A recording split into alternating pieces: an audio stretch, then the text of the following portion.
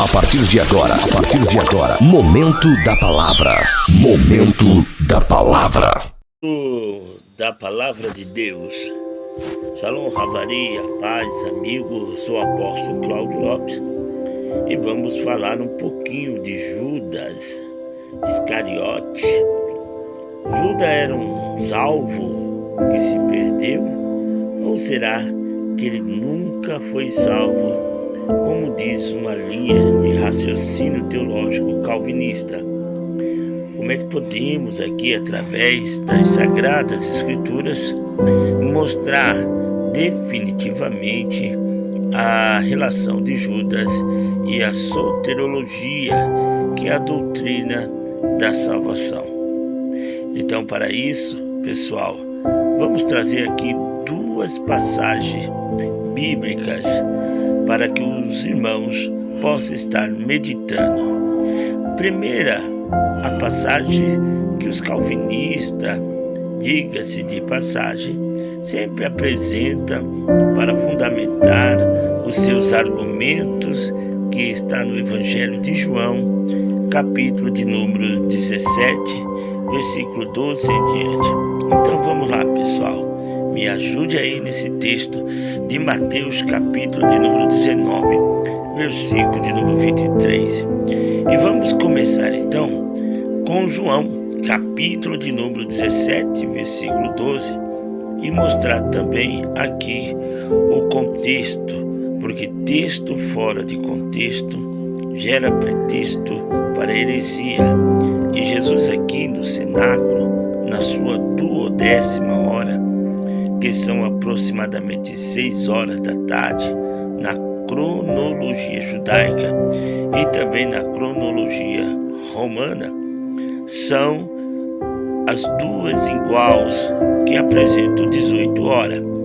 E no Evangelho de São João, capítulo 17, versículo 13, você pode ler até o versículo 17, ele está dentro do cenáculo, ali na oração sacerdotal, que no hebraico se chama Kohen.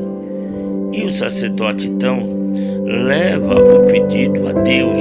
Era o costume de todo sacerdote levar o pedido das orações do povo a Deus. Só que existia também outra classe, de vaso de Deus, de homem de Deus, que são os profetas. Já os profetas traz a palavra de Deus ao povo. E no versículo de número 12, Jesus diz: estando eu com eles no mundo, guardei-os no nome que me deste, e nenhum deles se perdeu, senão o filho da perdição, para que se cumprisse as Escrituras. Aí diz, tá vendo? O filho da perdição. Esses são os questionamentos. Como está escrito? A Bíblia, ela enfatiza que Judas se desviou. Você pode encontrar lá em Atos dos Apóstolos, capítulo 1, versículo 21. Também Atos dos Apóstolos, capítulo 1, você pode ler até o versículo 18. Ou seja, ele foi um dos nossos e teve parte neste ministério. Ou seja, Pedro estava falando acerca de Judas naquela reunião. E a Bíblia está escrito que Jesus passou a noite em oração, porque ele orava por todos, inclusive por Judas, que era um dos seus discípulos, e foi escolhido o próprio Judas. Era um, como diz, dos tais, e fazia também curas. Ele fazia as obras que Jesus também realizava, e etc. Então, Judas se desviou. Por que Judas se desviou? E como está escrito, Judas se desviou. O filho da perdição não significa que Judas foi predestinado, como diz os calvinistas. nos pensamentos dos hebreus, nas peculiaridades semitismo ou até mesmo hebraísmo. Eles falam que isso significa uma troca de personalidade pela sua maneira de viver. Jesus, quando foi preso ali no jardim, não chamou Judas de traidor, mas sim, Jesus chama Judas de amigo. Você pode ver lá em Mateus capítulo 26, versículo 50.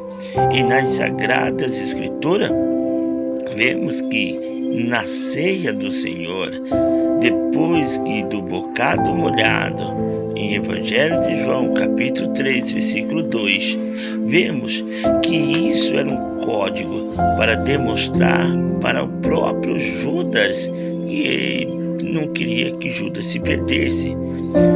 Mas vamos voltar aqui para o filho da perdição. Alguns podem dizer, está vendo? Este era o filho da ira. Mas pessoal, a Bíblia também afirma, através de Paulo, que nós éramos outrora filho da perdição. Lá no livro de Efésios, capítulo 2, versículo 1 até o 3, vai nos dizer que nós somos filho da ira. E a conclusão que chegamos é que Judas tivesse se arrependido e tinha ido para o céu. A oportunidade que Jesus teve foi ali no jardim do Éden, ou seja, no jardim, em vez de pedir perdão, Judas lhe deu um beijo. Ainda que Jesus trouxesse diante dele a oportunidade do arrependimento, Judas então fez ao contrário. Eu quero dizer para você que você não é filho da perdição, que você não é filho do diabo, mas você é uma criação de Deus e se torna também um filho de Deus. Há 3 tipos de filho que nós possamos analisar nas Sagradas Escrituras: o filho por criação, filho por adoção, e também nós podemos ver filhos de Deus. Nós temos aqui um relato expansivo para que você que esteja escutando possa render-se a Deus. Hoje você pode fazer uma aliança. Hoje você pode se entregar a Deus. Hoje você pode abrir o teu coração. Deus quer curar a tua enfermidade. Deus quer te sarar. Deus quer fazer a obra por completa. Mas a pergunta que fica é: o bocado molhado na mesa está dando a oportunidade para que você venha tomar a decisão correta? Que Deus abençoe. Fique na paz do Senhor e que você possa ser um vaso valoroso de Deus. Shalom.